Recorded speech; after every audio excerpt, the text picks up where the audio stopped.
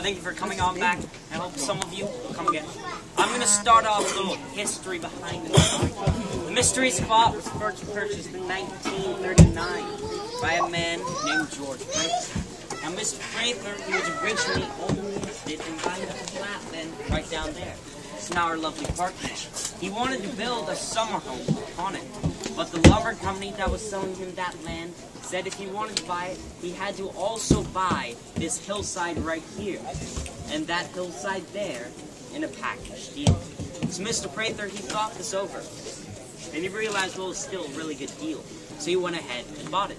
And as he was signing the papers with the lumber company, he mentioned to them he was thinking about building a cabin up Hill. The lumber company told them, though, that would be a bad idea because anything they'd ever built on the hillside had soon slid off its foundations and fallen down.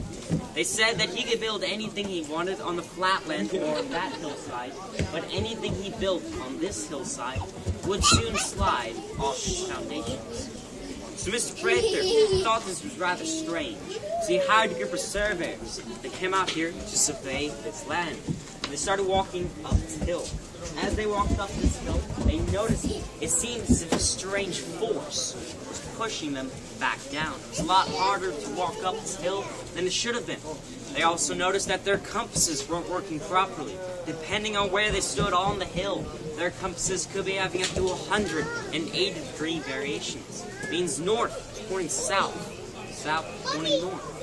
They also noticed that these effects, they stopped suddenly in an area 150 feet in diameter. This area runs right through these two blocks here, through these trees, and up and around and back down, with that cabin there at the exact center. This area soon became known as Mystery Spot, and the blocks were placed to mark the boundary line with this outside the Mystery Spot. So I'm sorry to everyone on this side. You're not inside the Mystery Spot, I'm sorry. Yes. You're probably being ordinary, maybe a little bit bored, that's okay. And congratulations to everyone on this side. Yes, you finally made it into the Mystery Spot and have accomplished your lifelong dream. Yes, you're probably feeling rather mysterious right now.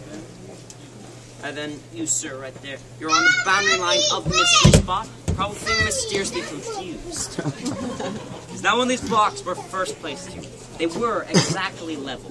But as these trees here grew, their roots offset them, making them not level. So we here at the Mystery Spot, we devised an ingenious solution to fix this problem. These 2x4s right here. And to show you that these 2x4s are level, I'll take this level. But first of all, I'll explain to those of you who don't know how a level works. If this bubble right here is in the exact center, it means it is level. If the bubble, though, rises to one side, it means that is the higher side. Now, there's some ways you can fix a level. One way being you freeze the bubble in the center. You can see, though, that it moves from side to side, so it obviously can't be frozen, right? So if I place it on here, can you tell me, is the bubble right there in the center? And what does that mean? Can you rotate it? Huh? Rotate. Yeah, I could flip it around because you could think maybe one side's a little bit taller, right?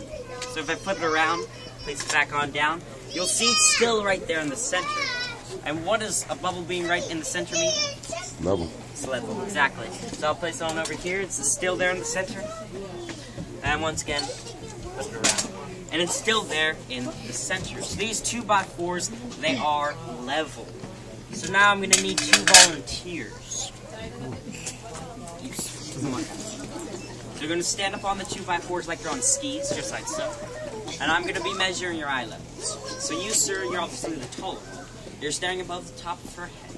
And you, ma'am, you're staring about just at his chin there, okay? Now go ahead and switch places. So you, ma'am, you've just entered the Mystery Spot. Something strange has happened. You have shrunk. So you, sir, are now towering above her, staring way above the top of her head. And you, ma'am, are now staring about at his top of his chest there. And I'm sorry I shrank you. But let's give them a round of applause. anyone else want to try this? Stand on up. I was looking right here and then it went on here. I was like, okay. So you start towering above him. You, ma'am, you're staring about at the bottom of his neck. You're going to switch places. So you're into the mystery spot, and yes, I am sorry, but once again, you shrink. So let's give them a round. And we have time for one more.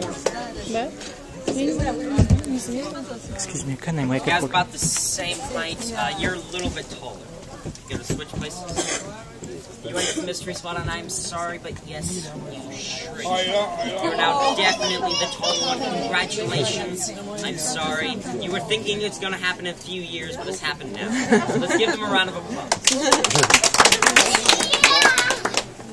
Alright, if you want to take the photo. So as you can see, as you enter the mystery spot, you shrink. You can try afterwards. Yeah. So I'm outside the mystery spot here. I'm standing up straight, right? If I enter the mystery spot, I develop a slight lean. Can you see that?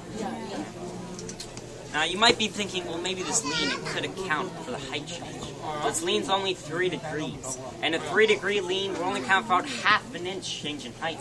And that height change there is about 2 to 3 inches. So that still leaves 1.5 inches or more that's left unaccounted for. So now, before we continue up this hillside, I want to direct your attention to the picture of Life magazine right there.